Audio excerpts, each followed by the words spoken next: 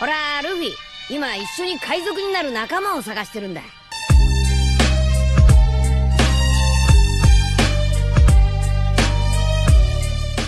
Hello guys, welcome to my channel The Wandering Zoro, your go-to destination for anime-related content. And if you're new here, don't forget to hit that subscribe button and turn on notifications so you never miss out on our latest videos. In today's video, we're going to be diving into part 2 of the series What If Deku Awakened the Quirk to Create Quirks. So be sure to stick around until the end, and let's get started. 1 month later is Izuku's birthday. Izuku sighed as he stretched out in legs in class. Something that he noticed was that with all of his reading and information that he learned from his memory recall from the Brain Boost Quirk, the classes were starting to seem repetitive. He still listened, but he wasn't even paying attention half the time and was still getting A's on all his tests, quizzes, and homework. He felt something hit the back of his head, and he wiped it away to see it was a mushed-up paper ball. He looked back to see it was Bakugo spitting it at him. He shook his head trying to get back to the lecture. It was his birthday, and he wasn't sure how he was going to celebrate it. Even if his parents still treated him badly and barely gave him attention, they still gave him a half-decent birthday. He was half tempted to spend it with Jiro and hang out with her instead. The other thing that made him happy was that Chase had sent a notification of a goal being birthday boy, and it said that he would be allowed to create 2 more quirks. It made him smile at the possible abilities he could do with that. Plus his sensei gave him a break from the dojo for today to allow him to relax. Bakugo spit another ball on his head, and Izuku dodged it, getting a surprised look from him. This made him madder, and he decided to spit a few more. Izuku just accepted the hits to make him stop for a bit. "All right, class, that is all for today. Make sure to study for tomorrow's test," said their teacher as most of them started to pack up. Izuku gathered his belongings, carefully slipping his notebooks into his bag. As he stood to leave, Bakugo bumped into him intentionally, nearly making him drop his things. "Watch where you're going, Deku," Bakugo sneered, his ever-present smirk twisting his features.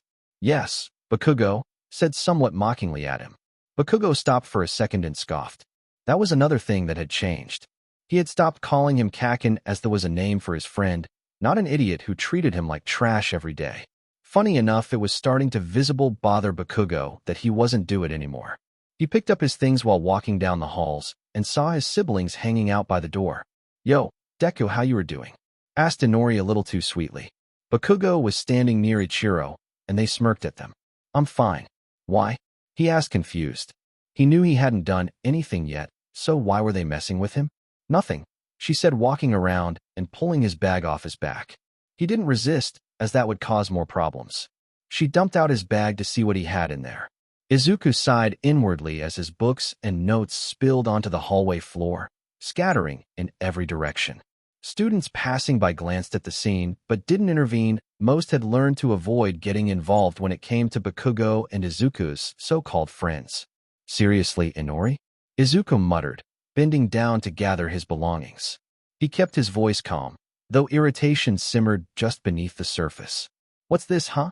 Inori snatched up one of his notebooks, flipping through it with exaggerated curiosity. "Are you writing a diary or something?" "How pathetic." Ichiro snickered, leaning against the wall with his arms crossed. Bakugo watched the scene with a smug grin, clearly enjoying the humiliation. "They are books from the library," he said, trying to get it back, but Inori yanked it away from him. "Let's see what it is," she said, using her telekinesis to pick up the books to see. Inori's telekinetic grip hovered the books in midair, her smirk growing wider as she read the titles aloud. "Heroic Strategies for Rescue Missions," she said mockingly. "Advanced Quirk Analysis, Tactical Planning for Pro Heroes." "Geez, what a nerd. You think you're hero material, Deku?" "More than a lot of people, yes," he said bluntly. Inori sent him a glare on his way. "Are you still seriously trying to become a hero?" she asked. Izuku met her glare head-on, his green eyes steady and unwavering. "Yes, I am. And no amount of this," he gestured to his scattered books and notes, "is going to change that." Ichiro heard this from the wall he was leaning on. "Dude, we have been through this hundreds of times. You are quirkless." Izuku didn't flinch, though the weight of Ichiro's words pressed heavily against him. "And I've told you just as many times," he said, his voice steady. "A quirk isn't what makes a hero. It's their heart, their determination, and their willingness to do what's right." Most of the people had left the hallway, and there was no one around, now meaning Izuku had to get out of there, otherwise they would use their quirks on him. Izuku subtly glanced around the now empty hallway, his heart pounding. He knew what was coming. This wasn't the first time his siblings had cornered him when no one was around. He tightened his grip on his scattered belongings, his mind racing for an escape route. Inori floated the books higher, her telekinetic grip tightening. You're so full of yourself, Deku. Acting like you're better than us just because you read a bunch of books. I never said I was better, Izuku replied, standing his ground. I just refuse to give up. Refuse to give up, huh? Ichiro said with a mocking laugh. He activated his quirk. Let's see how far that stubbornness gets you. Bakugo smirked, cracking his knuckles. You really don't learn, do you, Deku? Let's teach you a lesson you won't forget. Yeah, how about no? Why would guys waste your time on someone who you think is useless? He said, trying to deter them. Bakugo's smirk faltered for a moment, and Izuku's words seemed to hang in the air, heavy with defiance. Inori and Ichiro paused, as though considering the suggestion. The three of them powered down, and Inori sighed, putting the books down. Fair point. Glad to see that you are seeing yourself as useless now, said Inori, walking away from him with Ichiro and Bakugo following them. Bye, loser, she said before shutting the door. He sighed at this. He will never understand why the hell they get a sick kick out bullying him. Not to mention that if he fought back, then they would fight back harder. He needed to get an offensive quirk created soon so he could better defend himself.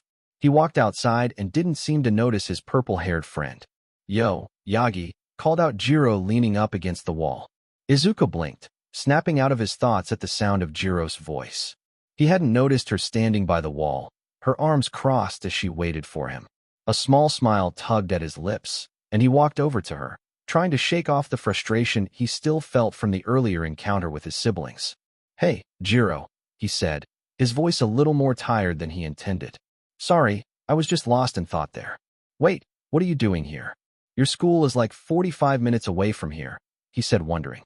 Well, it is your birthday, and I thought I would come and see my friend. Unless you don't want me to, she said, raising an eyebrow. No. I'm really glad you came, Jiro. I just didn't expect it. I wasn't planning on doing anything for my birthday. Jiro's expression softened in response, and she stepped forward, gently nudging his shoulder with hers. Well, now you've got something to look forward to, right? I'm not going to let you spend your birthday sulking in a corner somewhere. Are you sure you want to come to my place for a party? I don't think it would end well, he said, scratching the back of his head. With what your siblings and parents. Who cares what they think? I sure as hell don't. Now let us get going, she said, pushing him along. All right, I get it. I'm not going to ruin my own birthday by sitting around feeling sorry for myself. Izuku gave her a small but genuine smile. But I'm warning you, things might be awkward. Jiro raised an eyebrow and grinned. Awkward? Oh, come on, I've dealt with way worse. I can handle your family. Izuku's laugh was weak but real, and he felt a small sense of relief. Jiro always knew how to lighten the mood. They made their way out of the school, the cool air of the late afternoon brushing against their skin. Izuku couldn't help but glance back toward the school, his thoughts drifting to his siblings. The encounter with them still stung, but Jiro's presence was a comforting reminder that he wasn't alone. As they made their way to his home, Jiro chatted about everything under the sun: her latest band practice, the upcoming school events, and her own frustrations with school life. It was nice to hear something that wasn't about his lack of a quirk or his family's constant indifference. For the first time that day, Izuku felt like he could breathe again. When they arrived at his house, Izuku hesitated for a moment. The familiar, oppressive atmosphere of the house loomed ahead. His parents' indifference, the teasing from his siblings, it was all waiting for him behind that door. But Jiro was by his side, and that gave him the courage to push the door open. Inside, the house was as quiet and empty as usual. His parents were nowhere to be seen, and his siblings were probably off doing their own thing, leaving him with the distinct impression that he was an afterthought, even on his own birthday. Come on, let's do this, Jiro said, her voice full of determination. She looked around the house, her expression a mix of curiosity and mild disdain. Wow, this place is like a ghost town. You live here, huh? Izuku chuckled nervously. Yeah, it's pretty quiet most of the time. So, what do you usually do for your birthday anyway? She asked, glancing around. Oh well, I mean, I don't really do much, he said, flustered. he really was not used to this feeling of having someone over for him, and him only. Izuku scratched the back of his head awkwardly, not used to having someone genuinely interested in what he did for his birthday. The house was always so empty, so quiet, that it had become normal for him to just let the day pass without any fanfare. But now, with Jiro here, it felt different. "I don't know," he muttered, glancing around. "I usually just read or work on stuff for school. My parents don't really make a big deal out of it, and my siblings," he trailed off, unsure of how to finish that thought without making things worse. He didn't want Jiro to feel sorry for him. Jiro's gaze softened as she observed him. She walked over to the kitchen and opened the fridge, peeking inside. It was just as empty as the rest of the house, and she raised an eyebrow. "Looks like no one's even bothered to stock up for you." Izuku shrugged, trying to play it off as if it didn't bother him. "It's fine. I don't need anything." Jiro turned around, hands on her hips. "I don't know, man. I'm not about to let you spend your birthday alone in this place, especially without even a little celebration. How about we get some food and hang out? I can't be the only one who thinks that sounds like a decent plan for a birthday." Izuku blinked, the offer catching him off guard. It had never even occurred to him to do something like that. Going out with Jiro, having a meal, and just enjoying his day without the usual weight of his family's neglect hanging over him. It sounded too good to be true. "I don't want to inconvenience you," he said hesitantly, glancing at her. "It's not a big deal, really." Jiro rolled her eyes and stepped closer, placing a hand on his shoulder. "Stop that. You deserve to enjoy your day, and I'm going to make sure you do. It's not an inconvenience, all right?" Izuku couldn't help but smile at her insistence. Maybe it wasn't such a bad idea after all. Maybe it was time to actually do something for himself, to not let his family's indifference dictate how his day went. "Okay," he said with a small nod. "Let's go get some food. I think I could use a change of scenery." "Good choice," Jiro said, grinning. "Let's get out of here." Izuku followed Jiro as she led the way down the street, not sure exactly where they were going, but happy to be in her company. They didn't need to say much. It felt like the kind of quiet companionship where words weren't necessary. Eventually, Jiro stopped in front of a small diner, its neon sign flickering in the twilight. The warm light spilling from the windows made it look inviting and cozy, the kind of place where time seemed to slow down. "How about here?" Jiro asked, turning to Izuku with a smile. Izuku looked up at the dinner and nodded. It wasn't fancy, but it didn't need to be. It was the kind of place that felt like it could offer comfort, warmth, everything he needed right now. "Yeah, this looks perfect." They walked inside, and the friendly bell above the door chimed as they entered. The diner was warm, with the smell of freshly cooked food in the air. A waitress greeted them with a bright smile, and they took a booth near the window. Jiro immediately grabbed the menu and started scanning it, while Izuku just sat there for a moment, taking it all in. "So, what's the birthday boy in the mood for?" Jiro asked, raising an eyebrow as she flipped through the pages of the menu. Izuku glanced at the menu, but nothing really jumped out at him. He wasn't used to picking out food for himself. It was usually something his parents or siblings handled. But with Jiro here, it felt a little different. He thought about what he usually liked, but never really got. "I'll have the pancakes," he said after a moment, surprising himself a little. It was something simple, comforting, something he'd never ask for at home. But today, he felt like it was okay. Jiro nodded approvingly. "Pancakes, huh? Good choice. I'll take the waffles. We'll both have a sugar overload." Izuku laughed softly, the tension in his chest loosening just a bit more. He wasn't sure why, but it felt good to do something spontaneous. Something for himself. The waitress came by shortly after, and they placed their orders. As she walked away, Jiro leaned back in the booth, crossing her arms over her chest. "So, what's your deal with your family?" she asked, her voice quieter now. Izuku felt the question catch him off guard. He hadn't expected her to ask. It wasn't something he liked talking about. But looking at her, he could see that she wasn't asking out of pity or judgment. She was genuinely curious, genuinely concerned. "It's a long story. My family, let's just say they don't exactly see me as important." Jiro tilted her head, her gaze steady. "What do you mean?" He sighed, realizing there wasn't much point in sugarcoating things. "Well, my siblings all have quirks, powerful ones too. They've always been the center of attention. You know how I said I had a quirk? Turns out I was a late bloomer and got it much later than a lot of other kids. I tried to tell them I had one, but they never believed me. For once, I thought maybe they'd notice me. Maybe they'd finally see that I wasn't just the quirkless kid. He paused, his gaze dropping to the table. But they didn't. Hell, my dad told me to give up on my dream and to be more realistic with myself. Jiro's fingers drummed. Lightly against the edge of the table, her lips pressed into a thin line. She looked ready to say something, but she held back, letting him continue at his own pace. It's not just about the quirk, though, Izuku said, his voice softer now. It's everything. The way they treat me, the way they talk to me or don't talk to me. Birthdays, holidays, school events, I'm always an afterthought. If I even cross their minds at all. Jiro's expression darkened, her hands balling them into fists. That's so messed up. How can they treat you like that? You're their kid, for crying out loud. They should be supporting you, cheering you on, not ignoring you. I knew it was bad, but not that bad. Izuku shrugged, his shoulders heavy with the weight of years of disappointment. I've gotten used to it. It still hurts, but I've learned not to expect much. It's easier that way. Jiro leaned forward, her tone firm but compassionate. Yagi, you shouldn't have to get used to it. What they're doing isn't okay. You deserve better than that. Way better. I know I am thinking about moving out. It would be better for my health. I get that I just turned 13, but it would be better than living like that, he said. Jiro blinked, momentarily caught off guard by Izuku's declaration. Wait, you're seriously thinking about moving out? At 13? She asked, her voice a mixture of surprise and concern. That's a big decision, Yagi. Izuku nodded, his expression solemn but resolute. I know it's not normal for someone my age, but I've thought about it a lot. Staying in that house, it's not good for me. But if I have to put up with it, then I will. The money is only there in case I absolutely need to move out. They might not give me all the attention that a kid needs, but they still give me a roof over my head. Jiro leaned back, processing his words. She could see the truth in his eyes, the weight he carried despite his young age. Have you thought about where you'd go? What would you do if you did? She asked gently, not wanting to dismiss his feelings, but also wanting to make sure he'd considered everything.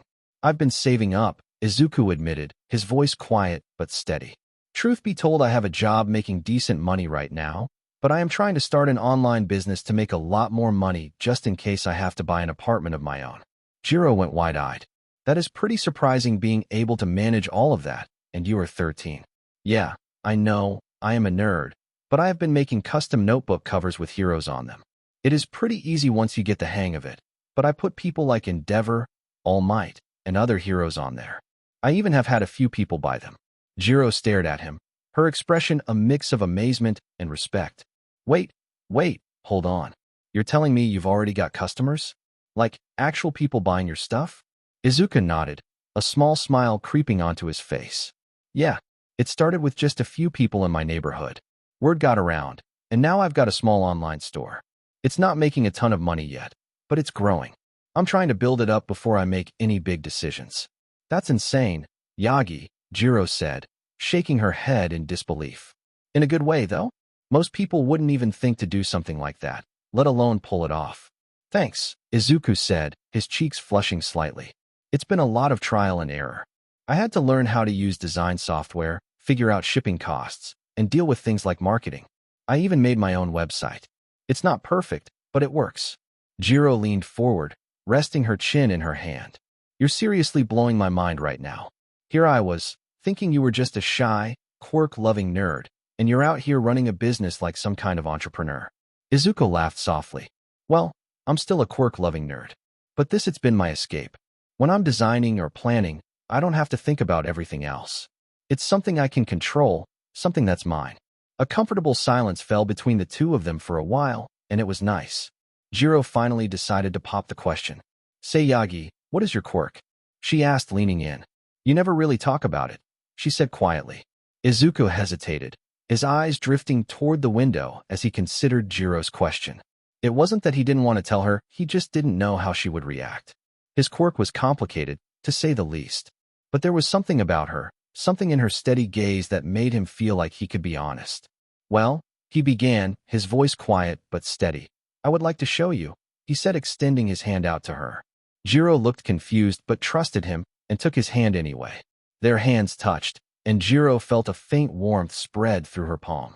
Izuku closed his eyes, a look of concentration crossing his face. Jiro tilted her head in curios to ask what was happening when she noticed something strange. She felt a pulling gnawing at her, and before she knew it, she was standing in an empty area with Izuku next to her. She looked around with curiosity, fear, and a bit of excitement. "What is this?" she asked, looking at him. "This is my mind space," he said, snapping his fingers. Soon Chase, the screen, and the library appeared, making her awe at the appearance of them. "And this is my quirk known as Synthesist. I can create quirks by storing the knowledge of them in here to then create better, stronger, or even weaker quirks if I wanted," he said, making her shocked. "How was all she said?" Izuku laughed, which made her annoyed. "I am being serious, you know. You are the first person that I have ever shown this place to. Oh, and this is the man that helps me with it, Chase. He is pretty much an AI of this place, and he helps me create the quirks when I need to." "Hello, Jiro," Chase greeted me in a calm, even tone. "It's a pleasure to meet you. I must commend you on your remarkable auditory quirk. It's a fascinating addition to the collection." Jiro blinked, unsure how to respond. Thanks. So, you're, like, a quirk-making assistant or something?" "Precisely," Chase replied, his tone carrying a hint of pride. "I am an artificial intelligence program to assist Izuku in analyzing, synthesizing, and perfecting quirks. Together, we push the boundaries of what is possible within the constraints of quirk science." Jiro turned back to Izuku, her mind racing to catch up. "Wait a second. So, you're telling me your quirk isn't just about copying quirks? You can store them, study them, and make new ones?" "Yeah, pretty much, but I think you should go back before your faces hit the table," said Chase as he pushed them out of the mind space, and they were back in the normal world.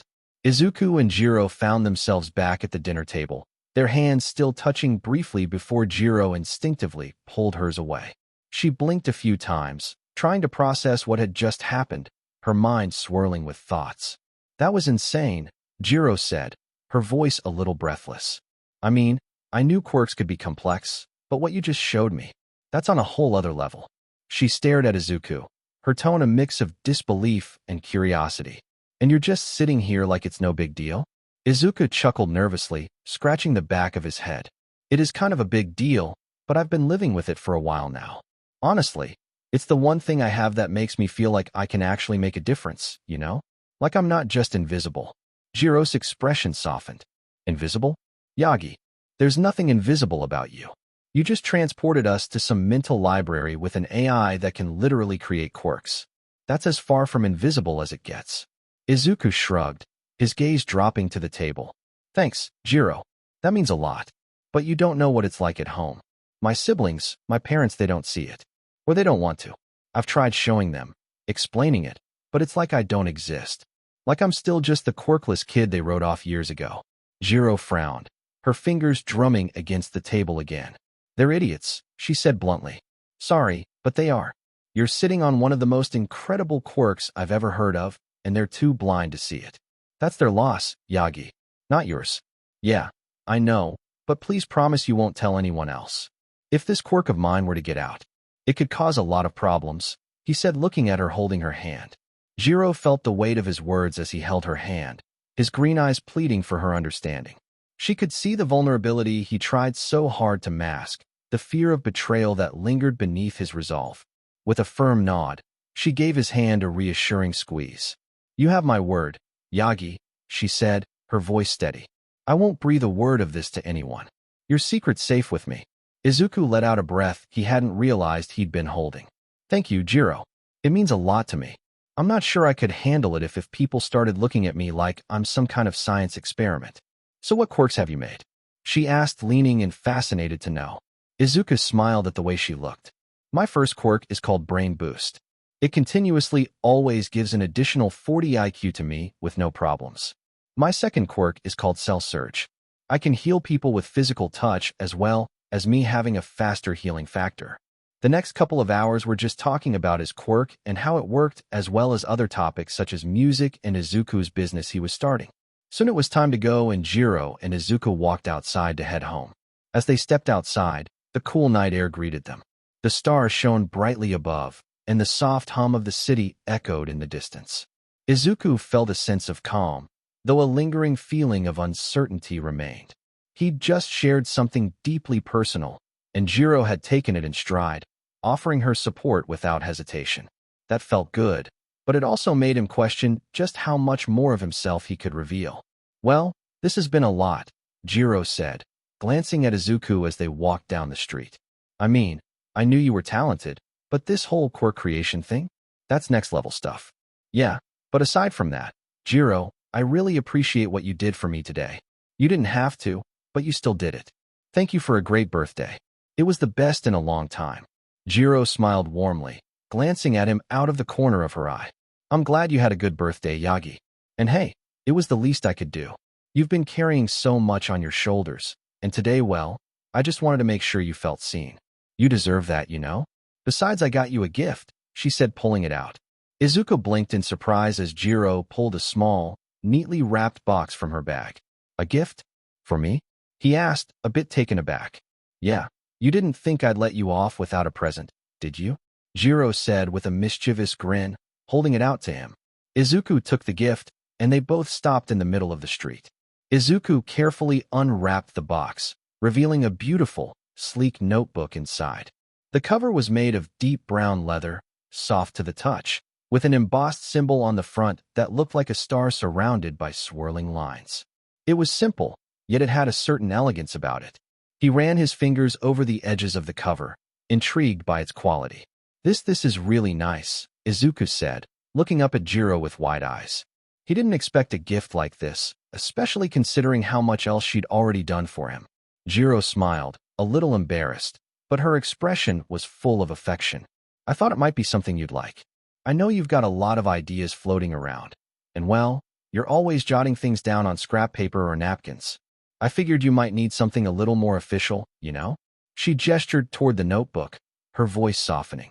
Something to put all your dreams and plans in. A place to write down your future. Izuku felt his chest tighten with emotion as he looked at the notebook. The gesture was so thoughtful, and it spoke volumes about how much Jiro understood him. She didn't just see him as the quirky, sometimes awkward guy trying to find his place in the world. She saw the potential, the drive, and the dreams that had been quietly growing within him for years.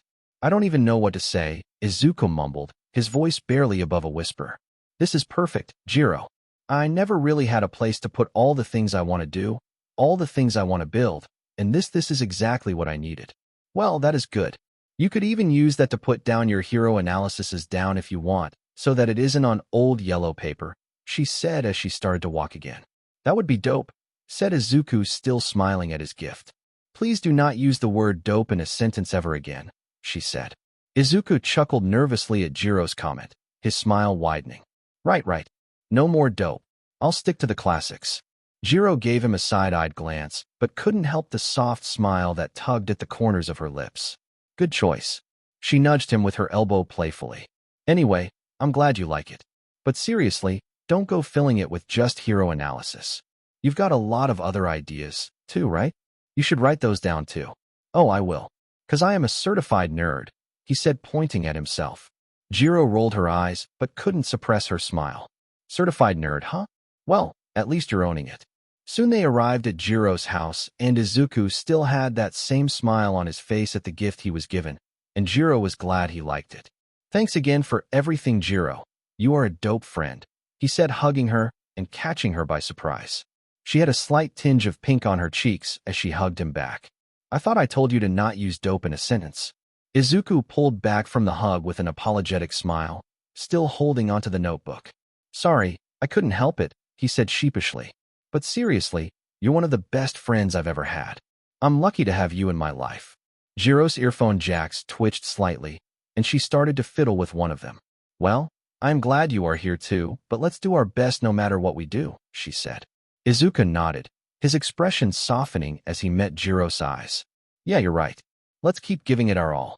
We'll make sure our futures are something we can be proud of. Jiro's lips curled into a small, sincere smile. Exactly. We can't afford to hold back. She paused for a second, glancing at Izuku as she tucked a strand of hair behind her ear. And hey, don't forget to take care of yourself too. You can't be the best if you burn out. Thanks, Jiro. See you later, he said, waving at her. Izuku turned on his heel, the weight of the notebook in his hands grounding him. He glanced back over his shoulder one last time, catching a glimpse of Jiro watching him from her doorway. She gave him a small wave, and for a fleeting moment, he thought he saw her smile lingering even after she stepped inside. As he walked home, the city felt different. The usual hustle and bustle of late-night life seemed muted, giving him space to think. The events of the day replayed in his mind, each moment with Jiro standing out like a vivid snapshot. From the easy banter to the heartfelt gift, it all felt surreal. He clutched the notebook a little tighter, as if afraid it might vanish if he didn't. He walked up to the apartment to see that it was locked, which made him sigh. This meant he had to go through the window. Again, he opened the window to his room and crawled in. He could hear some laughter coming from downstairs. He decided to open his door slightly to hear what was going on and peeked down the stairs. "Thanks again, Mom and Dad, that was a great time," said Ichiro, sounding happy. Inori finished laughing and sighed. "Yeah, it was amazing, Dad and Mom. It was a great birthday." Toshinori smiled. "Glad you both enjoyed it, but I would like to give you one more present. Mom and I thought this would be a good one," he said, standing back from them. Toshinori stood there breathing in, and steam filled the room. "Look out, my family, for I am here," he exclaimed, showing him he was All Might.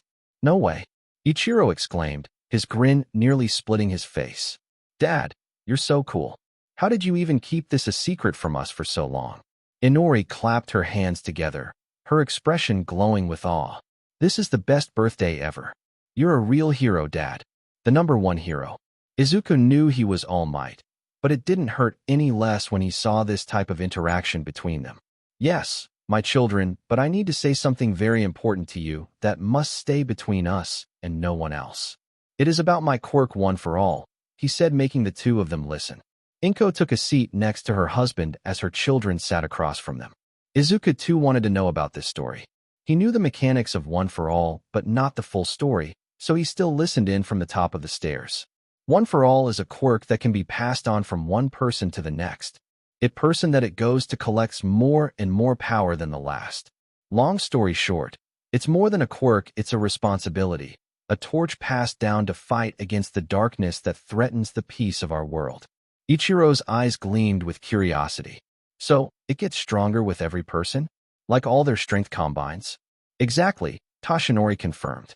"Every person who has carried One for All has added their own strength and will to it. It's not just about power. It's about the ideals and determination of those who wield it. That's what makes it unique. It's not just mine.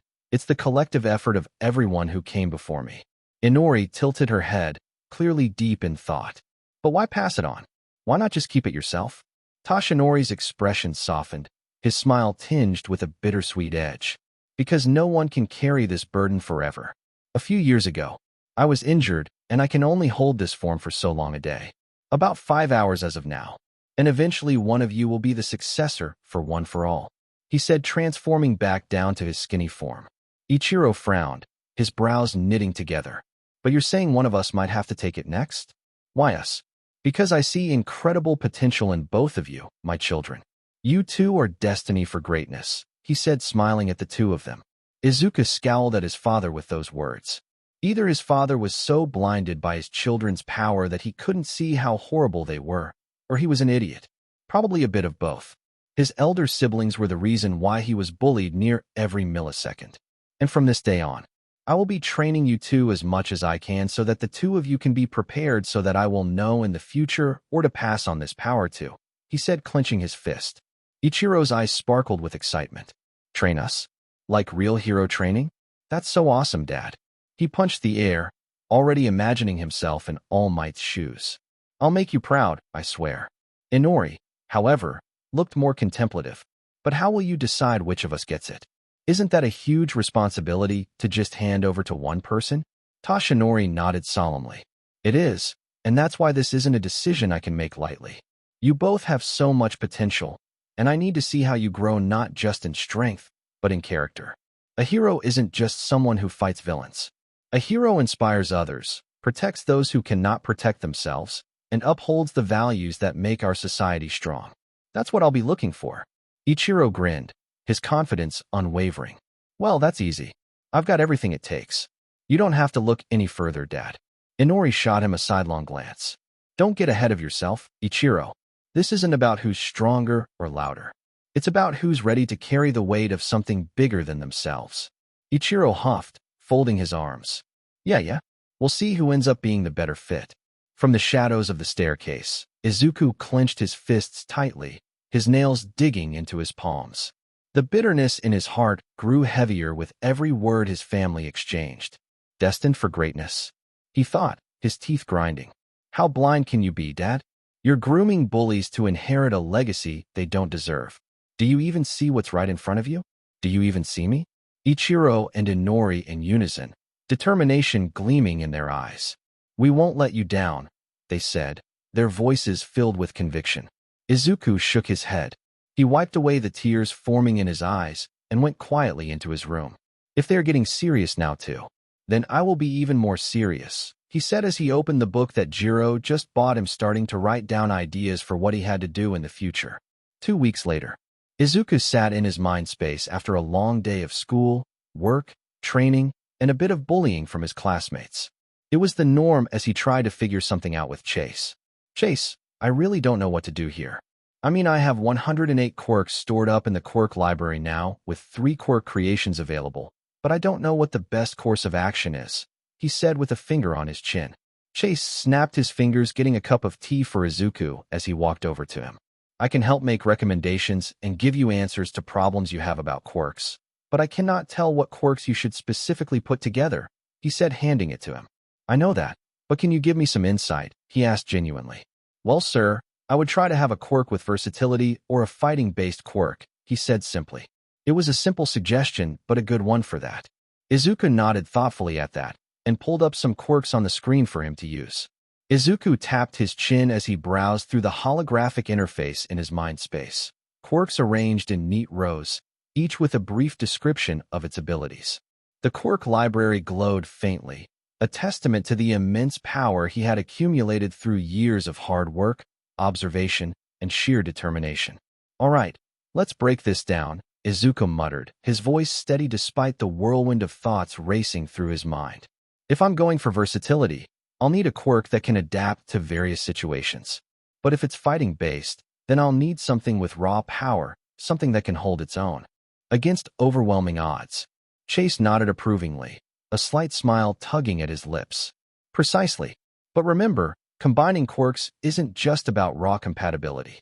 You must also consider how you'll use them strategically in real-world scenarios. Izuku nodded, his emerald eyes flickering with determination. Maybe I don't need to combine quirks this time, he said, pulling up a quirk he had read extensively on in his mind space. Chase looked at the screen. Black Whip? He asked questioningly. Yeah, you said I could use a versatile quirk in my arsenal. This is one of the best ones in my library. Here I will read the description, said Izuku. Izuku cleared his throat and read aloud the description of Black Whip, his finger tracing the glowing text on the screen. Black Whip, a quirk that allows the user to manifest powerful, flexible tendrils made of dark energy. These tendrils can be controlled with great precision and used for a variety of purposes such as binding, swinging, or even attacking.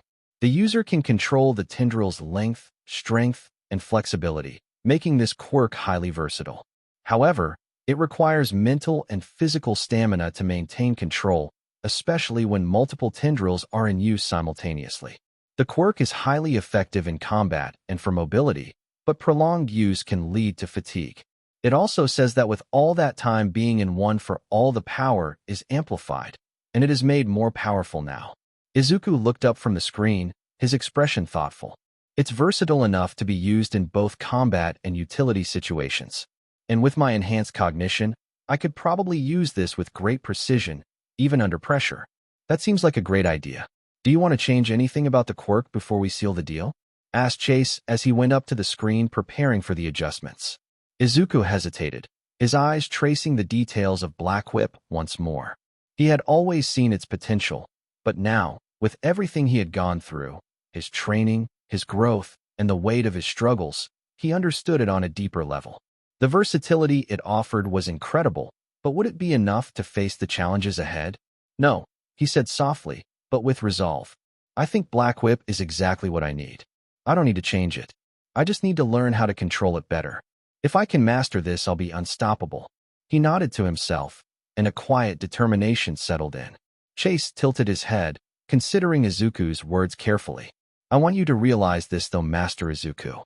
This is the first quirk that will be for combat or fighting purposes. Unlike Brain Boost and Cell Surge, you need to actively train with this quirk so you can grow powerful with it.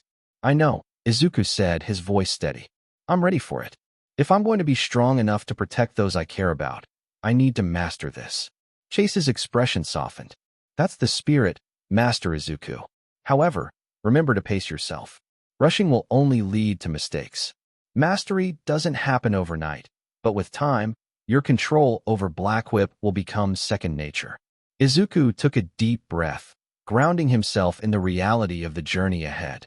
He had already faced so many challenges, but this mastering Black Whip would be a whole new battlefield. Yet, something about it resonated with him deeply. The versatility of the quirk, its ability to be used both defensively and offensively, gave him the edge he needed. I'll take my time, Izuku agreed. Let's do this, he said, clenching his fist. Excellent, sir. I shall begin the process, he said. Chase began to hit a few buttons, and a light started to form. This light was green mixed in with black, similar to what the Black Whip looked like. Eventually, it settled, and Izuku stood up from his seat and looked at it. Black Whip is ready to be integrated into your body, sir, said Chase as he stood beside him. Reach out and claim it, he said. You can do this, Izuku, he whispered to himself, clenching his hands into fists. This is the next step. He reached out to it and touched the light. He let it flow throughout his body. Almost immediately, he felt the power it gave. He closed his eyes, and he could feel the power flowing everywhere. His head, chest, arms, legs, feet, everything. The feeling felt warm. It felt right. The feeling eventually went away, and Izuku opened his eyes. Chase looked at him curious. How do you feel? He asked. Great, I feel the power it gave for a while, he said, looking at his arms. I think that I am ready to make another quirk, he said happily, but Chase frowned. As much as that would be cool, Master Izuku. We cannot do that. You see, your body can only handle creating one quirk every 24 hours, otherwise it puts tremendous strain on you. Why don't you go and try to train with Black Whip to get a handle on things, and then we can come back to it, he offered. Ah, I see, Izuku said, rubbing the back of his neck. I guess I got a little carried away there. He let out a small laugh, trying to shake off the rush of excitement that still pulsed through his veins. He had just experienced the power of Black Whip, and it was incredible. The last thing he wanted was to overstrain himself by rushing into another quirk. Chase gave him a patient smile. It's understandable. Good luck. Be sure to train in a secluded area in case Black Whip freaks out on you, he said. I will. Thanks again, Chase, said Izuku, pushing himself out of the mind space. Izuku got up from his bed and sighed. It was 3:50 a.m., meaning it was time to get ready to train. His body was accustomed to getting up this early anyway, and he was used to it. His progress thus far has been amazing. His body was starting to become more defined in his muscles and was starting to get taller. He stood at a height of 5 feet 6 inches, and at 13, that was tall, all things considered. Ironically, he was the same height as his siblings, but that didn't matter. Speaking of siblings, they were starting to train harder than they ever had before.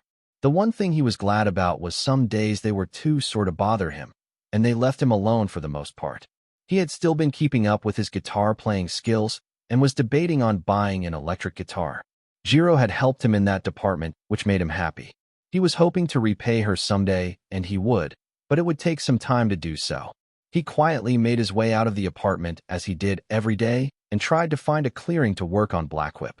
It said in the profile that this belonged to the 5th user of One for All, and it relied heavily on emotions to keep in check. He was still thoroughly debating if he should make One for All a quirk of his to show that he was worthy of having the power, but he really didn't know what to do. He didn't want to be like his father in that way. Izuku found a clearing in a small forest that he would usually work on his moves, and he did verify that he could be there so that there would be no trouble, as it was a training area for people. He set down his workout bag and the school bag and walked to the middle of the clearing. All right, Black Whip, Izuku murmured to himself. Let's see what you can really do. He started to focus on different feelings, trying to get Black Whip to emerge in front of him. He did remember that it would be progress no matter what, so he closed his eyes and hoped for the best. Come on, Izuku murmured under his breath, focusing on his emotions. The excitement of having Black Whip was still fresh in his mind, but he needed to control that rush. A few moments passed, and nothing happened. Izuku's fingers twitched slightly, and his muscles tightened, but there was no sign of Black Whip. Frustration bubbled up inside him. He had worked so hard to get here, and now it felt like the quirk was slipping away from his grasp. No, he muttered to himself. I can do this. I've come this far. I can control this. Taking a deep breath, he refocused, letting his frustration melt away, replaced by a sense of purpose. His heart slowed, his mind becoming clearer. Izuku's fingers relaxed, and he allowed his focus to drift deeper, remembering the past struggles he had overcome, the emotions he had harnessed to push forward. His desire to protect those close to him, his friends, his family, the people who believed in him, those were the emotions he needed to channel. The green-black light flickered in his mind's eye. He could feel it, Black Whip, responding to his emotions. It was closed. All he had to do was reach for it. Slowly, cautiously, Izuku extended his right arm, feeling the power stir beneath the surface. His fingers tingled with the anticipation of control, and then, with a slow exhale, he reached out. And there it was. A dark tendril of energy surged from his hand, snapping into the air like a whip. Even if this was for less than a second, it still showed to him. Izuku's eyes widened in astonishment as the tendril of Black Whip disappeared as quickly as it had appeared, leaving only a faint shimmer in the air. The sensation lingered in his hand, almost like an echo, a reminder that he had done it. He had summoned Black Whip, if only for a fleeting moment. A grin spread across his face. I did it, he whispered, his voice filled with awe. But the momentary success wasn't enough. He knew he had to push further, to hold on to the quirk longer, to make it an extension of himself rather than just a fleeting burst of power. He clenched his fists, his resolve strengthening. All right, let's try that again. Focus, he muttered to himself, shutting out the distractions of the world around him. Feel it. Don't force it. This time, he didn't try to summon Black Whip immediately. Instead, he let his body relax, his mind wandering to the emotions that fueled his desire to be a hero. His love for saving people, his passion for becoming stronger not just for himself, but for others. Those feelings began to stir within him. He thought of his family and how he had been treated all these years to let it influence him somewhat. A flicker of green-black energy began to form in his palm. It danced and crackled like a spark of life, hesitant yet eager. There you are, Izuku whispered, a small smile tugging at his lips. A small tendril of Black Whip formed, and was about a foot long, but it disappeared almost immediately after. Izuku sighed at this. I didn't think that this was going to be this difficult. But I have about a couple of years before I go to UA, he said to himself. Training continued until he had to go to his class at 8, as he normally did. Granted, there was barely any progress, but he had time. 2 months later, Izuku had been proud of the progress he has made. Black Whip was getting easier and easier to control. He was able to create one Black Whip for 5 seconds, but if he did 2 tendrils, it could only be for 1 second. The quirk was still too much to handle that much power, and it made him frustrated from time to time. He had used one quirk creation recently, and that was Danger Sense. It belonged to the 4th user of One for All, Hikage Shinomori. Danger Sense was a quirk that alerted him to imminent danger through a sharp tingling in his head. At first, the sensation had been disorienting, like an overwhelming itch he couldn't scratch, but with time, he began to adjust. He was honestly thankful for all the bullying at school for once, as he was able to feel the malice from people when something was going to happen. He had adjusted the quirk to be more manageable to handle it. He had eventually gotten used to it as a whole. But this was a very handy quirk. The next quirk that he created was something he called Eagle Eyes. It was a very simplistic quirk, but it allowed him to pick up movement easier with his eyes. He had gained prefect vision with this quirk, and it boosted his perception significantly, enabling him to track fast-moving objects with incredible accuracy. Eagle Eyes wasn't as flashy as Black Whip or as critical as Danger Sense, but it was invaluable in training.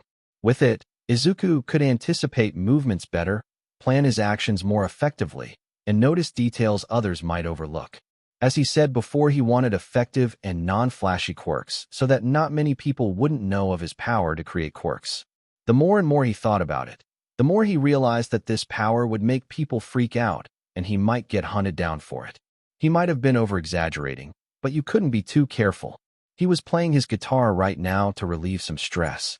A big part of his stress was gone as he quit his part-time job to solely work on his online business. The superhero-themed covers were a success, and he was making a little over $1,000 a month. It was starting to get too troublesome to make the covers himself, so he started to find a way so that the designs would be put on the covers faster. He created a machine to help with that, and he was surprised when he did. He knew he was smart, but not the type of smart to put designs on the covers of notebooks. It was simple, really. He placed the design and cover in the machine, and it pressed it down to transfer the design onto the cover. A big plus to it was he could reuse the designs. He had designs of Endeavor, All Might unfortunately, Mirko, Edshot, Ryukyu, Hawks, and even some lesser-known heroes like Fat Gum that he drew himself. Customers loved the variety, and orders kept pouring in from all over Japan. Izuku was amazed at how much his business had grown in such a short time. It felt good to have something he could call his own, something that was thriving because of his hard work and creativity. He was interrupted when his sister knocked on his door. This really confused him, as she never did that. Not since they were much younger anyway. He went to the door and opened it. "Yes, Inori," asked Izuku, curious at what she wanted. "What the heck are you doing in here, Deku?" she asked, trying to look into his room. "Why does that matter?" he asked. "Because I wanted to know. But Dad said he wanted to talk to all three of us," she said, still trying to peek in. He furrowed his brow at that, but shrugged his shoulders. "That's surprising, at all three of us. He probably means you and Ichiro." This confused her slightly, but she shook her head as she headed to the living room with Izuku in pursuit. He walked downstairs to see everyone was already sitting, including his father, who was standing at the head of the table. He sat at the end of the table while his mom and siblings were at the other end. Toshinori cleared his throat to speak. "Well, you three, now that you are here, I have something for all three of you," he said, pulling out 5 slips of paper and sliding it over to them. The three of them opened it to find it was an all-exclusive pass to Tour UA. Izuku stared at the slip of paper in his hands. An all-exclusive pass to Tour UA? He couldn't deny the thrill that coursed through him. UA was a place he had idolized for as long as he could remember. But at the same time, his mind raced with caution. Something didn't feel right at all. He felt like there was something more to be said. "No way," said Inori, looking at the tour pass. "This is awesome. How did you get these?" exclaimed Ichiro. "I have my ways and connections. I figured that all three of you wanted to go to UA, and we could take a tour of the place. They have the best heroics program for up-and-coming heroes for you too, and one of the best general educations in all of Japan for you, Izuku," he said, smiling at him. And there it was. He knew there was going to be something like that. The good thing was, it was up to him for what program he wanted to do at UA. The hero course being the one he was choosing to do. Toshinori sighed. "Though the bad news is that myself and you, Mother, cannot go with you tomorrow, as we have an important business meeting. So, you will have 2 other tickets. You could even bring a friend or 2 if you wanted," he said, offering. Ichiro and Inori looked at each other, as if they were the only 2 that knew what was happening. Izuku shook his head, as he knew why. His mom and dad had to go across Japan for a mission. His mom, from what he figured out, was his little helper with phone calls, telling him missions and appointments. They were only doing this in front of him because they were still under the impression that he didn't know his father was All Might. Inori smirked. "We could bring Bakugo. He always wanted to go, and he would be mad if we didn't invite him," she said, thinking of what would happen if they didn't. "Who else could we bring?" asked Ichiro, thinking of anyone. "I don't care who you bring, as long as those passes get used," said Toshinori, walking away with Inko following behind. "I have someone I could bring," said Izuku, shrugging. Inori and Ichiro looked at him, surprised that he had a friend. Ichiro scoffed at that. "That's a good one. Don't make me laugh like that," he said, wiping a tear away from his eyes. Izuku's expression didn't change as he pulled out his phone, making them shocked more. "Wait, you actually have a friend?" asked Inori, pointing at him, looking at Ichiro. Izuku rolled his eyes as he got up to walk away from the table. There were a few more seconds of ringing, and Jiro picked up the phone. "Hello?" Jiro's voice came through the speaker, slightly groggy, as if she had just woken up. Izuku smiled softly. "Hey Jiro, it's Izuku. I was wondering if you'd be interested in going on a tour of UA tomorrow." Inori and Ichiro were jaw-dropped, looking at their younger brother. To their knowledge, he had no friends and would spend most of his time reading, at school, or doing his own thing. There was a pause at the other end, followed by a sleepy chuckle. "A UA tour? Are you serious? The UA? Yes, indeed. It says the tour on the pass starts at 9 a.m. Would you be down?" he asked, hoping she would say yes. "Straight. Who else is going?" She asked happily. My siblings and friend of theirs called Bakugo, he said, making his siblings confused now. All right. I'll be there at around 8:15 tomorrow morning ready to go, she said excited. He turned around to see his still gobsmacked siblings and nodded at them. Now we have a fifth for tomorrow, he said, returning to his room upstairs. Inori looked over to Ichiro, who looked back at her. You think she is quirkless just like him? He asked. His friend has to be. I don't see anyone hanging out with our brother, she said, crossing her arms over her chest. The next morning, Izuku woke up earlier than usual. There was a sense of excitement in the air, but a nervous tension settled in his stomach as he prepared for the tour. He quickly got dressed, made a light breakfast for himself, and then grabbed the tour passes from his desk. He made sure to set them in his pocket, checking that he hadn't forgotten anything important. He walked downstairs and heard a knock on the door, and Izuku opened it to see Bakugo right in front of him. Move it, loser, he said, going over to Ichiro and Inori, who was at the table. Morning, Bakugo, he said to himself, shaking his head. He prayed to God that today would go well. He knew that it would be fine if Jiro were to show up, because he knew his siblings and Bakugo didn't do anything stupid in front of people because they didn't want to ruin their image. So, Kaken, did you know that Izuku has a friend?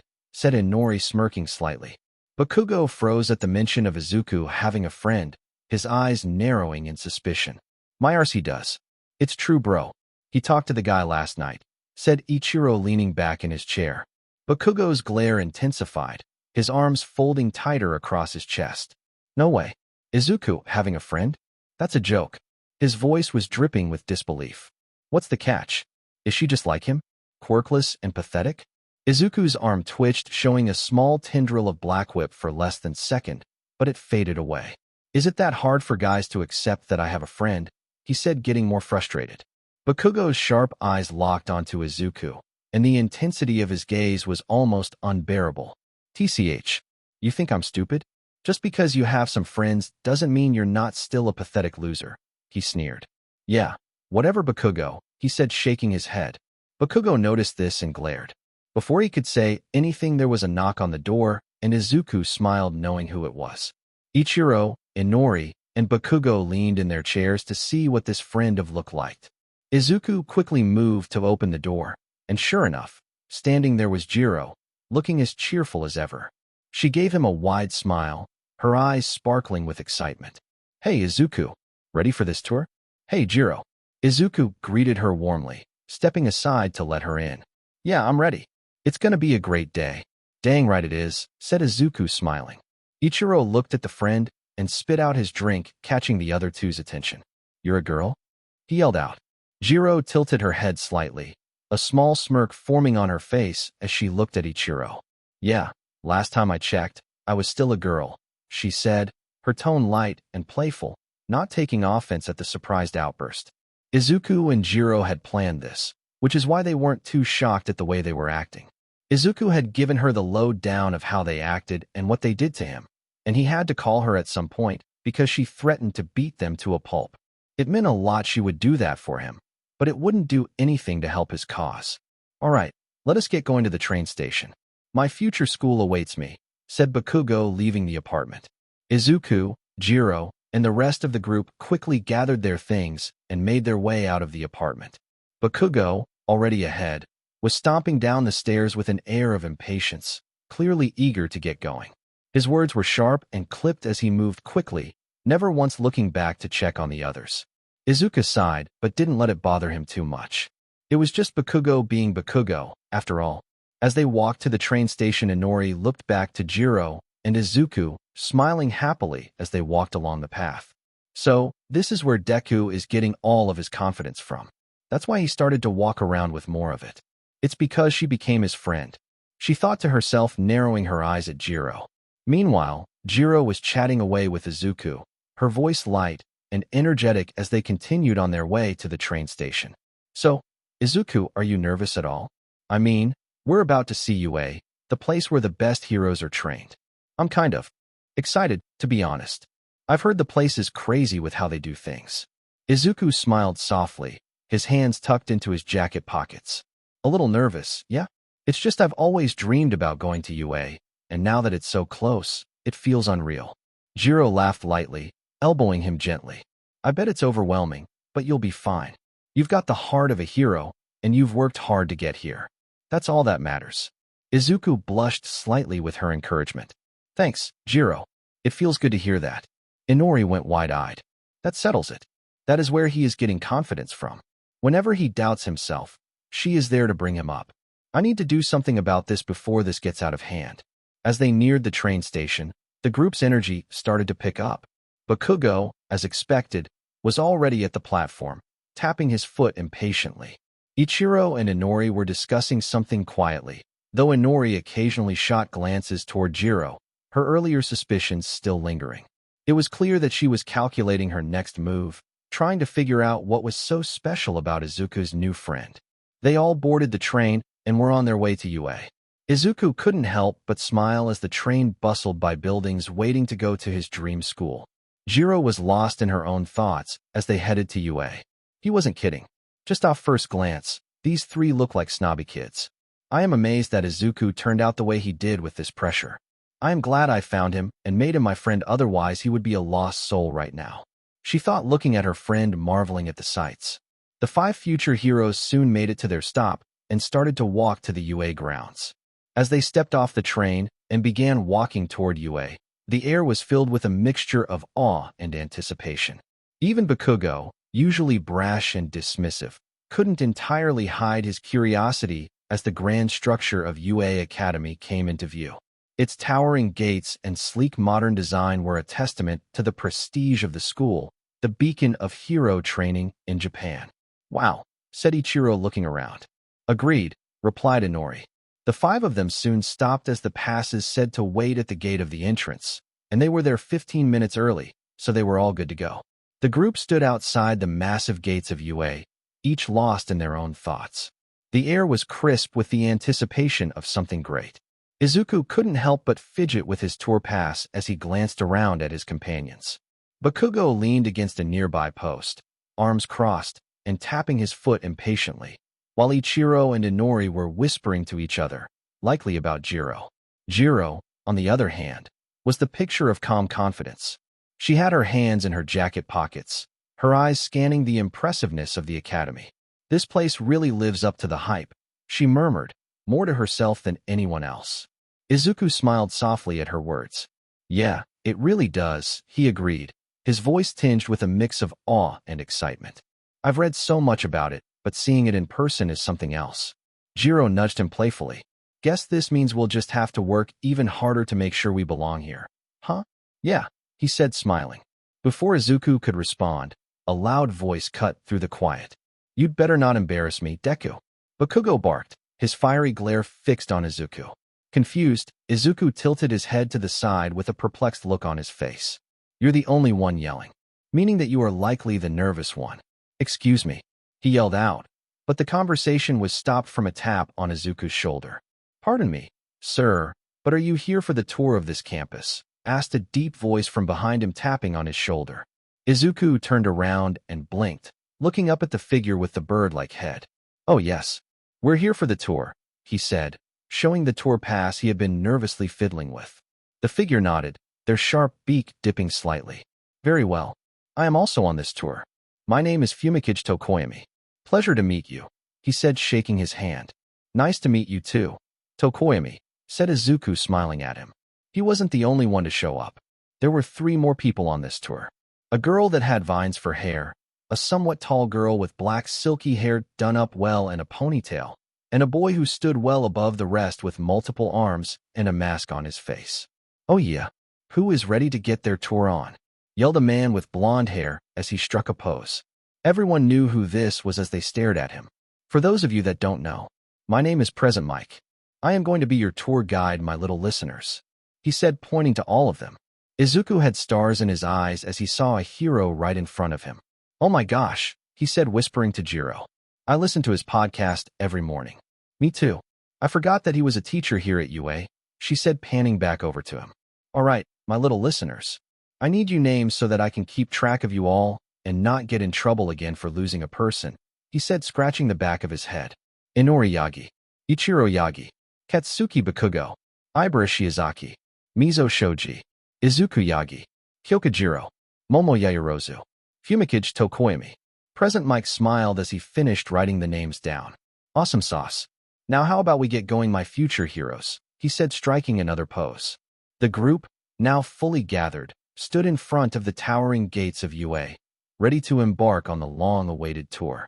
Present Mike waved his hand enthusiastically, leading them forward with unbridled energy. Follow me, my little listeners. We're going to get an exclusive look at the place where all the heroes are made. His voice echoed off the walls, and Izuku couldn't contain his excitement as he walked beside Jiro, trying to match her stride. As they passed through the gates, the scale of UA Academy hit them like a tidal wave. The sheer size of the grounds was overwhelming. Tall buildings towered over them, each one a symbol of the countless heroes that had trained here. Izuku felt a lump form in his throat as they moved deeper into the campus. This was at the place he had dreamed about for so long. Now he was walking on its hallowed grounds. First stop, the main training area. Present Mike shouted, breaking the silence. Let me tell you, this is where all the magic happens. The real action. This is the place where you can train your quirks to the most of your potential, or even get some actual physical training in. We have full-size cities, mock battle zones, and combat arenas. We also use this space for some of the more intense exams and testing, including the famous entrance exam. Present Mike grinned, clearly proud of the facilities. Present Mick's voice boomed again. All right, let's move on to the gym, my little listeners. This is where you're going to get a real taste of the training here at UA. Some of you might find it tough, but it's all part of the process of becoming a true hero. Present Mike continued. This gym is also where we host a lot of the practical exams and where students can get hands-on experience with their quirks. Let me tell you, the stuff we do here can get pretty intense, and if you're not careful, you might find yourself out of your depth. But don't worry, you'll have plenty of time to train and figure things out. This place is very dignified, said Momo behind them.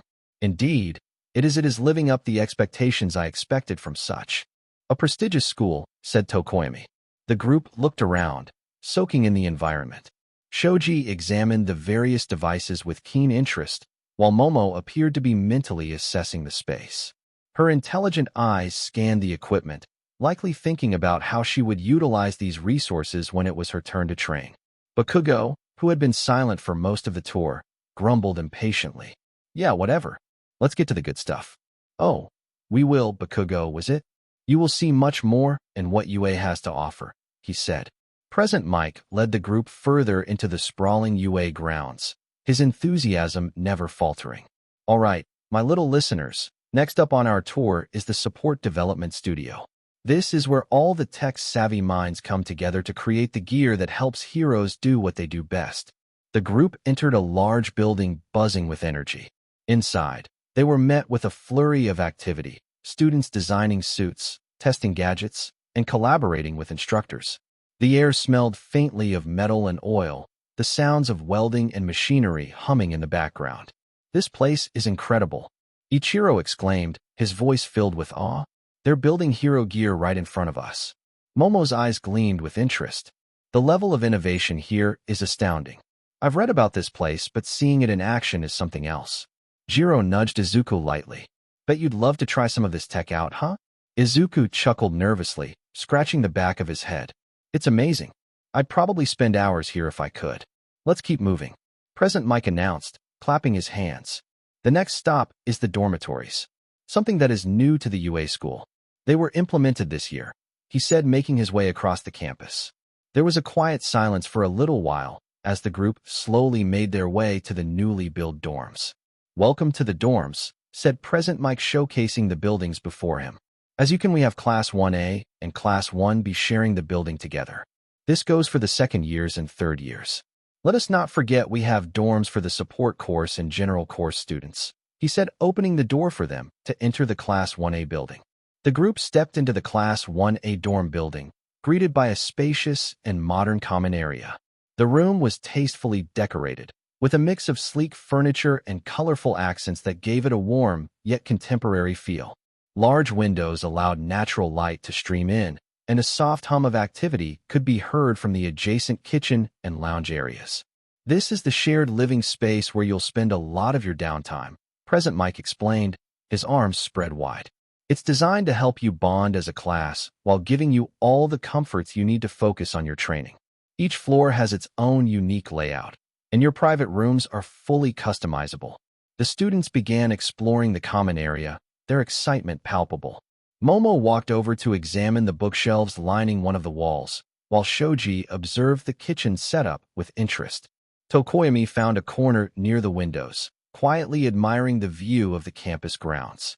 "Ah, and here is one of our amazing first-year students," said Present Mike, placing an arm around a student who was on the couch. Izuku looked to see the boy had small black eyes with blonde spiky hair, a smile on his face. "Hello everyone. My name is Mirio Togata," he said. Mirio Togata's bright, warm smile immediately put everyone at ease. "I am a first year here and I can say that everything here is amazing, and if you all attend here in the future you will all get the best education," he said, winking and giving a thumbs up. The group chuckled at Mirio's infectious enthusiasm. His bright personality seemed to radiate positivity, easing any lingering nerves among the potential students. "Thanks, Mirio," Present Mike said, gesturing to the rest of the group. "Why don't you tell them a little more about what it's like to train here at UA?" Mirio nodded eagerly. "Of course. UA really pushes you to grow not just as a hero, but as a person too. The teachers are amazing, the facilities are top-notch, and the challenges. Well, let's just say you'll discover what you're truly capable of." Jiro tilted her head. "What kind of challenges do you mean?" "Great question," Mirio responded. "For example, there are mock battles where you have to strategize against classmates, rescue simulations that test your quick thinking, and physical challenges that push your limits. Oh, and the teachers sometimes jump in to make things extra tricky." Bakugo smirked, his competitive side already stirred. "Sounds like my kind of place. I'll show everyone how it's done." Mirio chuckled, unfazed by Bakugo's boldness. "That's the spirit. But remember, teamwork and adaptability are just as important as raw power." As the group continued to ask Mirio questions, Izuku couldn't help but feel inspired. He admired Mirio's confidence and easy demeanor. "If I make it to UA, I want to carry myself like that," Izuku thought. All right, let's not overwhelm the guy," Present Mike interjected with a laugh. "We've still got more to see, my little listeners. Next up, let's head to the cafeteria." The group followed Present Mike out of the dorms and toward a sleek, modern building with wide glass doors. Inside, the cafeteria was bustling with activity. Students were scattered across tables, some chatting animatedly, while others focused on their meals or books. The aroma of freshly cooked food filled the air, making more than a few stomachs rumble. "This is the cafeteria," Present Mike announced. "They've got everything you could want: nutritious meals, quick snacks, and even options tailored to students with specific dietary needs. Trust me, the food here is so good, you'll forget it's part of school life." Momo raised her hand slightly. "Do they cater meals for students with unique quirks that affect their dietary requirements?" "Absolutely," Present Mike assured her. "We've got chefs and nutritionists who work together to make sure every student gets exactly what they need to perform their best." The group spent a few minutes exploring the cafeteria, with Ichiro marveling at the variety of food options on display. "This place is like a 5-star restaurant," he whispered to Jiro, who nodded in agreement. "Actually, what is convenient about this is that it is lunchtime right now. So how about we all get some grub, and I will meet back with you here in a bit. I need to go talk to one of the teachers here," he said, winking at them and walking away. As Present Mike strolled off, the group found themselves standing in the middle of the bustling cafeteria. They exchanged glances, some feeling a bit hesitant about diving into the lunch crowd, while others were eager to sample the food. Izuku and Jiro sat together while they noticed that his siblings and Bakugo were at a table far away from them. He was fine with that, so he didn't need to deal with them. Izuku and Jiro exchanged a small smile as they sat down at a corner table, trays of food in front of them. The aroma of freshly made curry wafted from Jiro's plate, while Izuku's tray was laden with a balanced assortment of rice, grilled fish, and steamed vegetables. The quiet hum of the cafeteria seemed to provide a momentary reprieve from the energy of the day so far. "Excuse me, mind if we can sit here?" asked Momo with a tray in her hands. Izuku looked to see Shoji, Tokoyami, and Ibro were there too. "Of course," he said, smiling, gesturing to the seats. The group settled into their seats, and the atmosphere at the table quickly became lively.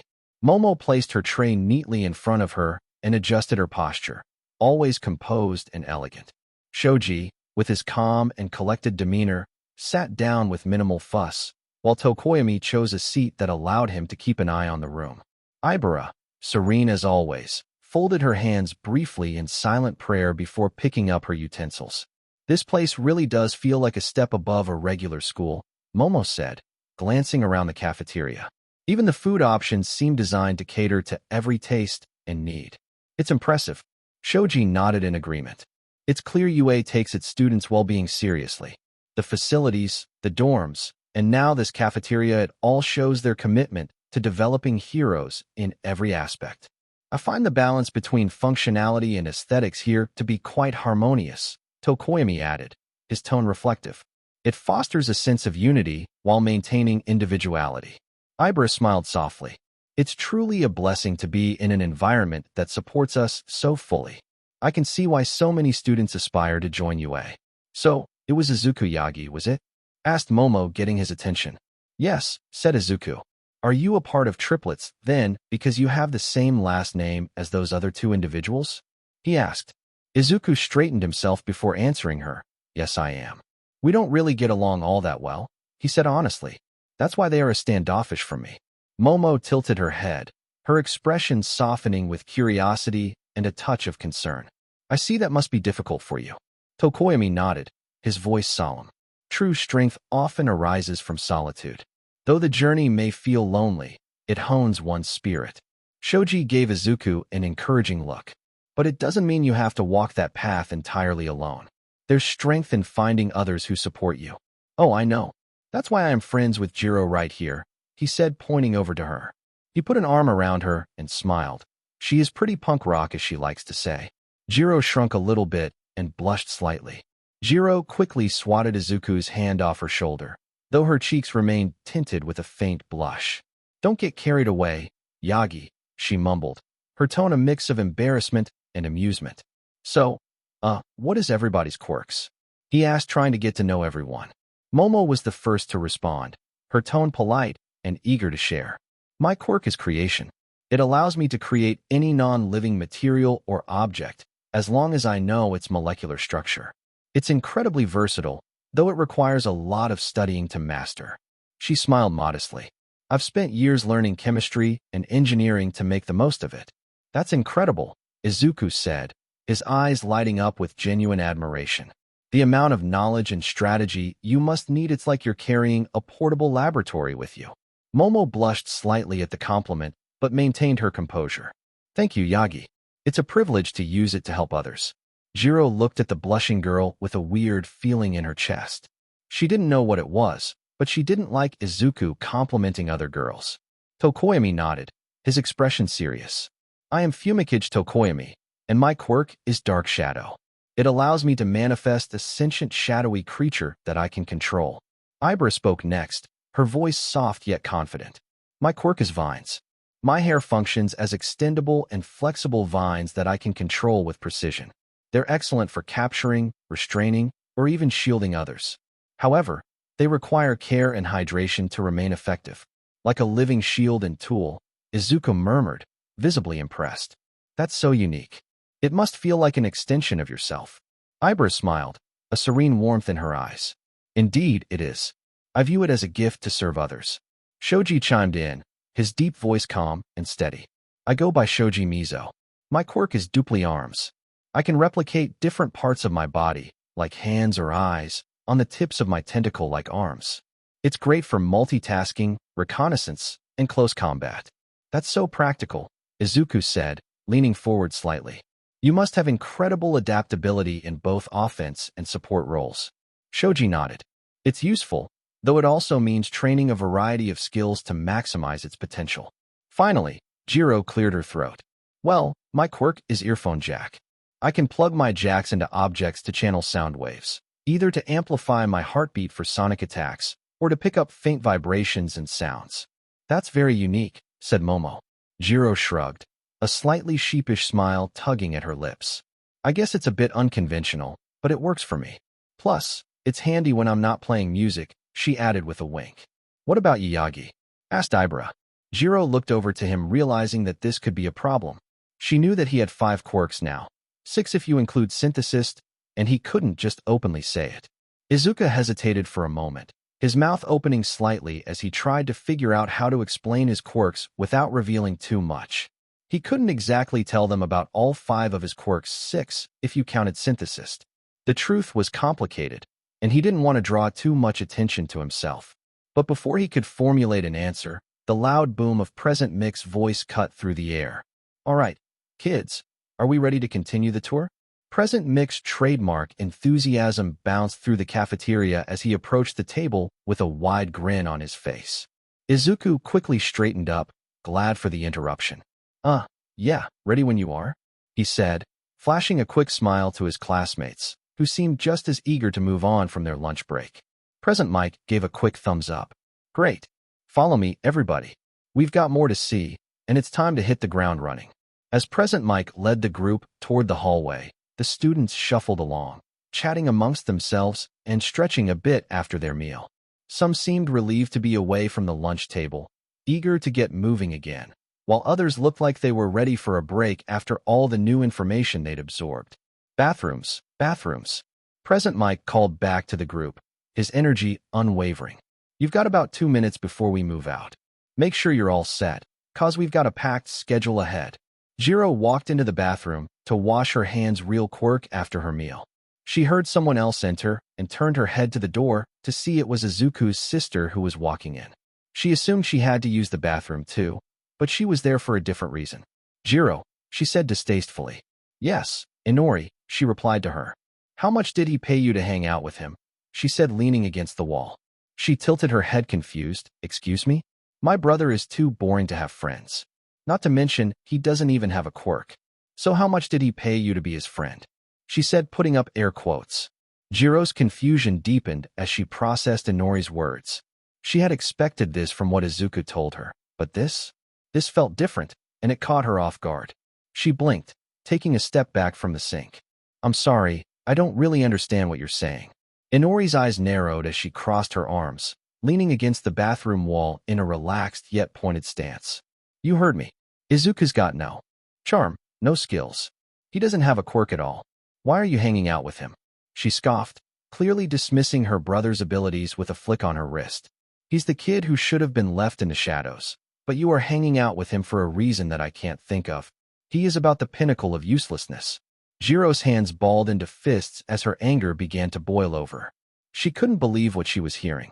How dare Inori talk about Izuku like that? He was a hard-working, kind-hearted person, and to have his own sister belittle him in such a way was beyond infuriating.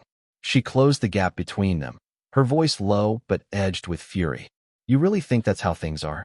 That Izuku is some kind of burden to be thrown away just because of who he is?" Jiro's tone was sharp, and the energy around her crackled with frustration. "You don't know the first thing about him. Do you think because he doesn't fit into your little box of what's useful or cool, that he's worthless? All I see is that he has an idiot sister and brother who don't care about him.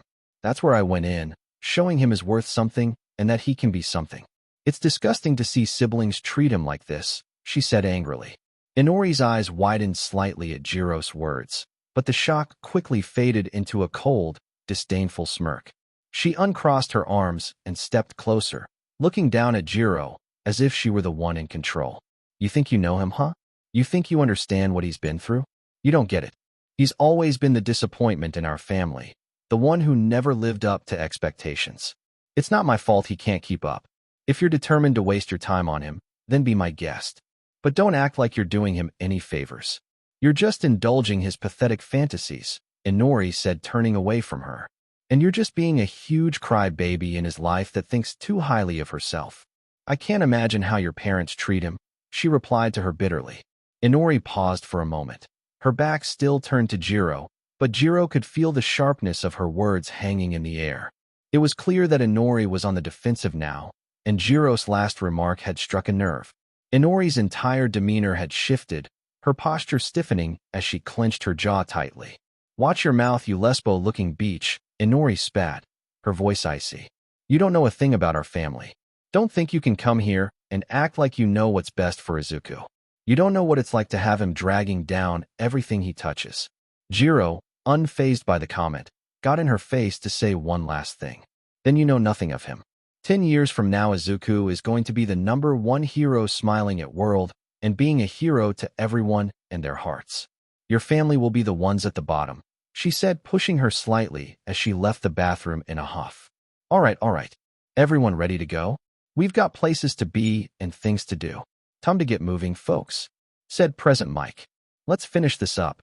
The next couple of hours went by in a flash as the group wondered about the rest of the UA campus. Soon they were at the gate, ready to leave. I would like to thank you all for coming to tour our marvelous campus and get a glimpse of what we have to offer here at UA, Present Mike said with his usual enthusiasm as he waved them toward the exit. Remember, this place is full of opportunity, and you're all capable of great things. Take in everything you've seen today, it's just the start. The future UA students began to walk away, but Izuku was stopped by Momo, who turned to him quickly. Wait, I would like to exchange my numbers with you so that we can stay in touch. You do plan on attending UA, right? Izuku blinked in surprise as Momo approached him, a gentle but determined smile on her face. His heart skipped a beat at her words. He had only just met her, but it seemed like she was already making an effort to keep in touch. It was something he hadn't expected but felt a little grateful for.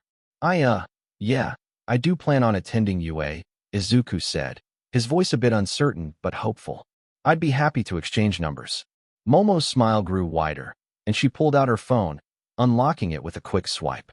Great. I think it'll be good for us to stay connected. We're all going to face challenges ahead, and it might help to have someone to bounce ideas off of, or just talk to every now and then. Izuku nodded enthusiastically, already feeling the weight of the upcoming challenge, but also sensing that he was starting to build a network of people who would be there to support him. He reached into his pocket for his phone, quickly pulling it out and unlocking it. Here you go, Izuku said, holding out his phone to Momo. Shoji looked at this and smiled from one of his arms. That is a great idea. Let's stay in touch with each other, he said, giving his number out. He saw Bakugo, Inori, and Ichiro had walked from the group to make their way home, ignoring them as they exchanged numbers. He soon had Ibara's, Shoji's, Momo's, and Tokoyami's numbers, and felt a sense of camaraderie forming among them. It felt like he was finally starting to build a support system, one that might carry him through the challenges of UA. It was nice meeting you all, said Izuku to them as him and Jiro started to walk away. Let's hope that we see each other again, said Ibara, bowing to him. Izuku smiled softly, his heart warm with a mixture of nervousness and excitement. Yeah, I hope so too, he replied, bowing slightly in return before turning to walk alongside Jiro. Jiro looked down at the ground as they made their way to the train station. Izuku caught notice of this and frowned a little. You okay, Jiro? Jiro hesitated for a moment, her hands stuffed deep into her jacket pockets. She kicked a stray pebble on the sidewalk, watching it bounce away before she spoke. Yeah, just thinking about some stuff. Izuku tilted his head, concern evident in his expression. Was it something Inori said? How did you know? She said, looking at him slightly surprised. Because she went into the bathroom the same time you did, and you came out of the bathroom looking like you were going to go Super Saiyan, he said, moving closer to her. Jiro chuckled softly at Izuku's attempt to lighten the mood, but the tension in her shoulders didn't entirely ease.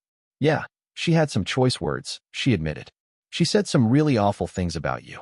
About how useless you are and how you don't deserve friends. Honestly, it pissed me off more than I thought it would. Izuku sighed. What did she say about you? 'Cause I know she said something to you specifically. Izuku followed Jiro onto the train, his concern growing. He took a seat across from her, waiting for her to answer. Jiro leaned back against the window, her arms crossed tightly as if trying to shield herself from the memory of the conversation. She insulted me, Jiro finally muttered, her tone half disbelieving, half angry. I don't even know why she felt the need to say it. It's like she was just reaching for something to hurt me. It's not the first time someone thought I was a lesbian. I don't get why people associated short-haired woman with lesbian. Izuku's eyes widened, and his expression immediately darkened. That's awful. I'm so sorry, Jiro. She had no right to say something like that. Yeah, well, I'm used to dealing with people who think they can get under my skin by throwing around insults, Jiro said, shrugging, but her voice betrayed a hint of hurt. What really got to me wasn't what she said about me, it was the way she talked about you. Like you were some kind of inconvenience to her, someone who didn't deserve to have people care about him. It made me want to punch a wall. Izuku looked down at his hands, his fingers curling into fists. She's always been like that. Even when we were kids, she never saw me as her equal. It's not just Inori, though. My brother, Ichiro, he's the same way. It's like I don't even exist with them most of the time, and when I do, it's just to remind me that I'm not enough. I know I have told you a lot about them and how they treat me, but that's just what they do. I'm sorry for bringing you into this. Jiro's eyes softened as she looked at Izuku. She uncrossed her arms and leaned forward, resting her elbows on her knees. Hey, don't apologize. You didn't bring me into anything I chose to step in. Besides, you don't deserve to deal with that kind of stuff alone. And for the record, they're wrong about you. You're not enough. You're plenty. Izuku blushed heavily at the compliment and didn't know what to do. He didn't know he had to address what Inori said to Jiro. It was mean, to put it simply, and he felt like he needed to say something to her because it was visibly bothering her. Izuku took a deep breath, his determination rising as he looked at Jiro. He leaned forward slightly, his voice soft but resolute. Jiro, what Inori said to you, it wasn't just mean. It was wrong, plain and simple. You didn't deserve that, and I hate that she made you feel like you did. Jiro shrugged, her fingers idly playing with the zipper of her jacket. It's not like I haven't heard stuff like that before. People like to think they know me based on how I look. Short hair, a bit of an edge to my style, suddenly, I'm some stereotype they can throw insults at. It doesn't usually bother me, but today it did. I know I am not a lesbian, but I hate it when people say that stuff. Izuku was turning red from embarrassment. He knew he wasn't good with this type of stuff. He knew he was an awkward kind of guy, but he needed to push this to the side for now. It was for Jiro.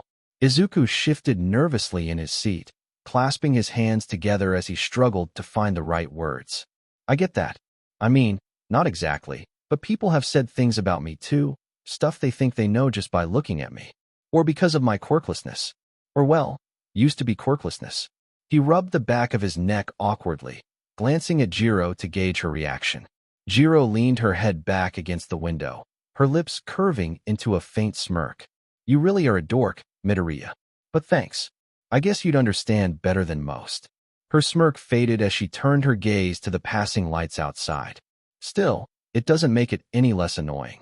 I don't care if people think I'm a lesbian or whatever, I know who I am. But when someone says it like it's an insult, like it's something I should feel ashamed of, she clenched her fists. That gets under my skin. Jiro then went wide-eyed as she felt something on her right cheek, and it was his hand. Izuku was struggling to do this as he was looking away from her slightly, but continued. He moved his hand to where a couple of fingers were near her earphone jack, and a few were on her cheek. Jiro froze, her breath catching in her throat as she felt the warmth of Izuku's hand against her cheek. Her usual sharp, sarcastic demeanor was stripped away, leaving her vulnerable and unsure. Yagi, she stammered, her voice barely above a whisper. Izuku's face was a deep shade of red, and his eyes darted away, refusing to meet hers. I wanted to say something, he mumbled, his voice trembling. You're amazing just the way you are, Jiro. If it means anything, I like your hair, I like your personality, it makes you look gorgeous, Izuku finally managed to say, his voice barely above a whisper. Strong. Confident. Cool. That is what you are. His hand trembled slightly against her cheek. I mean, not that you need my opinion or anything. I just wanted you to know. Jiro blinked, stunned into silence. She had never expected those words to come out of Izuku's mouth, especially not directed at her. For someone so perpetually awkward, he had a knack for throwing her completely off guard. Her face felt hot, and she was sure her expression was betraying just how flustered she was. Her face was almost a bright red, and her right earphone jack unconsciously moved around his fingers that were still touching her face. Izuku, still visibly panicked from his own boldness, quickly started rambling in an attempt to fill the silence. I just mean, you have this way of being, yourself. And it's really inspiring? He said, pulling his hand away. Not that I'm saying I'm inspired by you or Wade. I mean, I am, but not in a weird way. Just stop, she said. Izuku froze, completely taken off guard by Jiro's sudden embrace. His heart raced in his chest, and for a moment, he couldn't even remember how to breathe. Her arms wrapped around him tightly, and he could feel the warmth of her body pressing against his. It was an unexpected move, especially from someone like Jiro, who usually kept her distance with her tough demeanor. Jiro? He stammered, his voice almost caught in his throat. Jiro didn't pull away, though. She held him there, and he could feel her take a deep breath, almost as if she was trying to ground herself. It took him a few moments before he realized that, for the first time in a long while, she wasn't being sarcastic or hiding behind her usual sharp remarks. She was simply being herself. He had never seen this side of her before, and he liked it. And it made Izuku's heart thrum even faster. "You're such an idiot, Yagi," Jiro murmured, her voice muffled against his chest, and he knew she didn't mean it. Izuku looked around to see no one else was in the train car, and he looked down at Jiro, who was still embracing him. He slowly put his arms around her and blushed heavily at the contact. "Why's that?" he asked slowly. "No reason," she said into his chest. The train then came to a stop. Jiro pulled back, releasing her embrace with a small sigh, though her fingers lingered on the edge of his jacket as she looked up at him. Izuku stood frozen for a moment, still feeling the warmth of her touch, his heart hammering in his chest.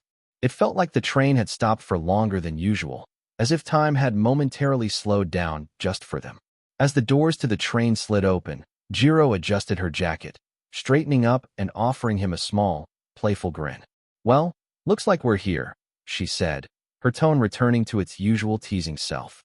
But there was a softness to it now, a sense of understanding that hadn't been there before. "Yeah, let's walk you home," said Izuku, not meeting her eyes as they got up. They left the train station, and there was silence between the two of them for almost the whole journey. Thankfully for Izuku, it was a quick walk to get to her house.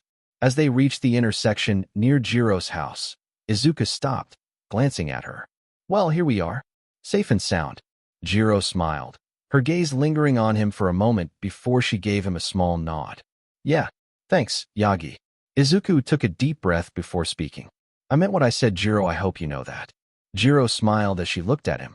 "I know, you big ol' nerd," she said, smirking. Izuku went to say something, but was cut off by another hug from Jiro. He was a few inches taller than her, and she still hid his upper chest. Izuku blushed for what was the 100th time in the past 30 minutes and hugged her back. "You know you don't have to call me nerd for everything."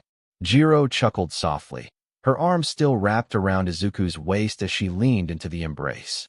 "It's a term of endearment, Yagi," she teased, her voice full of warmth. "Besides, you're not exactly helping yourself by being so well, you." "I know, but know you are amazing, Jiro. I won't let you have to deal with my family like that again. You didn't deserve it," he said, still pissed at what Inori called Jiro. "I know I didn't, but you all don't deserve anything that they do to you," she said, getting out of the hug now. "Yeah, have a good night, Jiro," he said, starting to walk away from her. "Oh, and Yagi," she called out to him. Izuku turned around, still blushing slightly.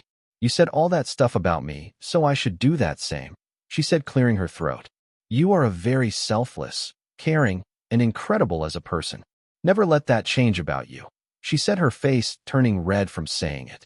Though Izuku didn't see that, he smiled at the compliment. "You are too. Have a good night, Jiro," he said, turning around and leaving. Jiro immediately went inside and turned to shut the door, leaning against it slightly. Mika saw her daughter had been talking about Izuku outside and knew something was up. "How was the tour of UA, honey?" Mika asked, her voice light, but with an underlying curiosity. Jiro let out a soft sigh, still trying to steady her breathing. "It was fine," she muttered, her voice quieter than usual. She quickly kicked off her shoes and walked further into the house, trying to act as though nothing out of the ordinary had occurred. Mika raised an eyebrow, clearly not buying the casual response. She moved toward Jiro, who was now fiddling with the sleeve of her jacket. "You're not fooling me, sweetie," Mika said with a small smile. "What happened out there? You've been acting a bit different ever since you came back." Jiro flushed a little bit, poking her earphone jacks together. "Oh, you know something happened. Izuku defended me, said some stuff to make me feel better." "Oh, what a nice boy. I knew he was good kid," she said, leaving the answer open for her to finish. Jiro cleared her throat, trying to ignore the heat in her cheeks. She rubbed the back of her neck, suddenly feeling more self-conscious than she had earlier. "Yeah, some girl called me a lesbian again. He didn't take it lightly and reassured me that there was nothing wrong with me. He said I was gorgeous, strong, confident," and she said, getting more and more red as she spoke. Mika's eyes widened with surprise, a warm smile spreading across her face as she watched Jiro squirm in embarrassment. Well, sounds like someone made an impression," She teased gently, her tone light but affectionate.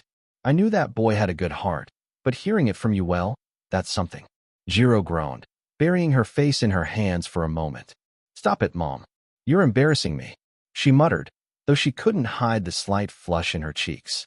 I didn't expect him to say those things, and honestly, I wasn't sure what to do. It's just no one's really ever stood up for me like that before. I'm going to my room, she said, all flustered. Her mother let out a gentle smile as she went back to the kitchen. Keep that up, Izuko, honey, and she will be something more, she said, smiling at a picture of her and her husband. So, this was the end of part 2 of this series. Stay tuned for next part of this series, and if you like this video, don't forget to like, share, and subscribe to our channel. Until next time.